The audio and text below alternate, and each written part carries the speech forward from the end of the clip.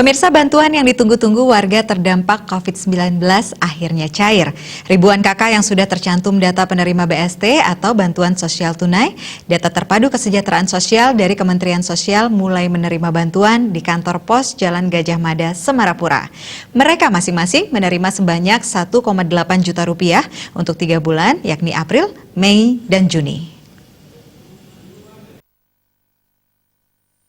PLT Kadis Sosial Pemberdayaan Perempuan dan Perlindungan Anak Klungkung, Wayan Sumarta mengatakan total masyarakat Klungkung yang akan menerima bantuan ini sebanyak 8.186 kakak. Terdiri dari di Kecamatan Klungkung dengan 2.375 kakak, Kecamatan Dawan 1.401 kakak, Kecamatan Banjar Anggan 1.583 kakak, dan Kecamatan Nusa Penida 2.811 kakak.